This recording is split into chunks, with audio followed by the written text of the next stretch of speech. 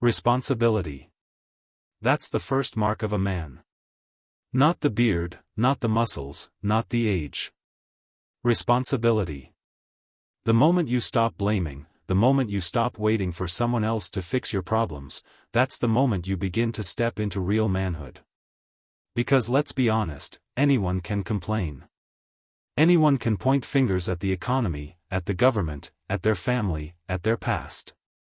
But when you strip all that away, when you look in the mirror, the only person standing between you and the life you want is you. The truth is, excuses feel good in the short term. They protect your ego. They give you a story you can tell yourself about why you haven't made it yet. But excuses also chain you down. They keep you powerless, waiting for circumstances to change instead of changing yourself. A man understands this: the world is unfair, life is hard, but none of that matters, because the only thing he controls is how he responds. Responsibility isn't just about taking the blame when things go wrong, it's about owning the power to make things right. When you say, "It's my fault, and it's my duty to fix it," you transform. You're no longer a victim of life, you're the author of it. That shift in mindset, from helplessness to ownership, is the difference between drifting through life and leading it with purpose. So stop waiting. Stop telling yourself the story that it's not your time, not your fault, not your turn.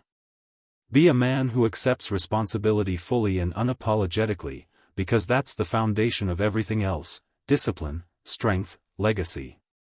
And if you remember nothing else from this moment, remember this: the man who takes responsibility, takes control of his destiny. Discipline is the invisible line that separates boys from men. Comfort is easy, anyone can sit back, scroll endlessly, indulge in pleasure, and tell themselves they'll get serious tomorrow. But tomorrow never comes for the man who bows to comfort. Discipline is different. Discipline demands sacrifice, consistency, and a willingness to do what you don't feel like doing. And that's why it builds something comfort never will: character. Think about it.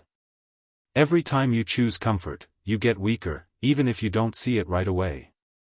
But every time you choose discipline, whether it's waking up early, hitting the gym, studying when your mind wants distraction, or working when your body wants rest, you're sharpening yourself.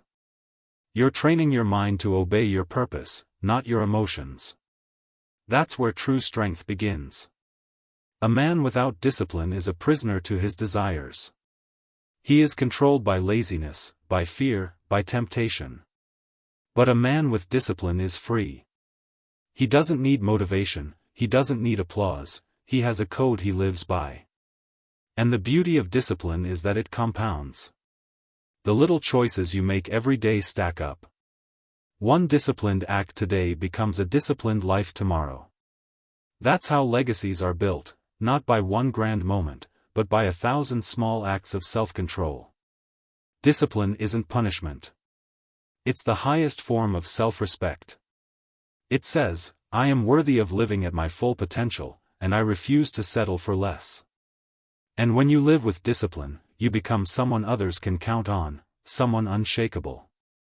So don't chase comfort, it will betray you.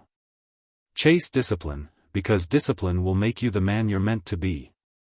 Remember this: comfort weakens you, discipline forges you, pain is the great equalizer.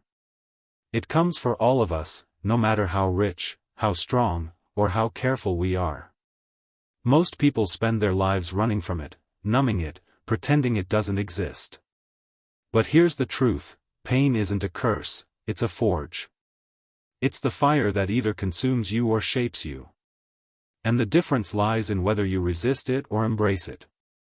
Every man you admire, every figure you look up to, has walked through seasons of suffering. Loss, failure, rejection, betrayal, these aren't signs of weakness, they're the raw materials of strength. Without pressure, coal never becomes a diamond. Without storms, roots never grow deep. And without pain, no man ever discovers who he really is. When you're in pain, you're faced with a choice. You can collapse, give in, and let it define you. Or you can rise, endure, and let it refine you. Pain strips away the lies, the excuses, the comforts. It shows you what you're truly made of. And if you're willing to stand in the fire, to hold steady when everything inside you screams to quit, that's when you transform. That's when strength becomes more than just muscle, it becomes spirit. So don't despise pain. Don't curse the nights that feel unbearable, the failures that cut deep, the battles that test your soul.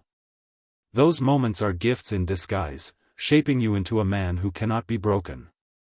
Because the man who learns to carry pain learns to carry life.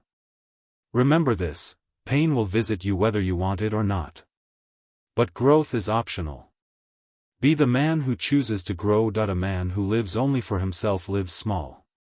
He may chase money, recognition, pleasure, but at the end of the day, what does it amount to? A pile of things that fade when he does.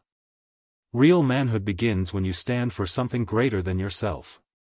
When your life becomes more than just survival or self-indulgence. When you decide that your strength, your discipline, your endurance, everything you've built, is meant to serve a cause bigger than your own comfort. Think about it. History doesn't remember the selfish. It remembers the ones who carried burdens for others, who protected, who provided, who stood firm when everyone else stayed silent.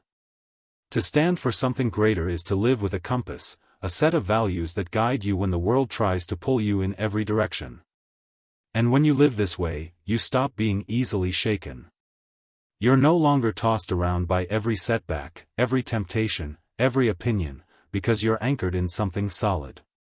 This doesn't mean you have to save the whole world. It could be as simple as showing up for your family, defending what is right, or living in a way that inspires others to rise. What matters is that you choose to stand for more than yourself. Because the man who lives only for himself dies forgotten, but the man who lives for something greater leaves a legacy. So ask yourself, what do you stand for?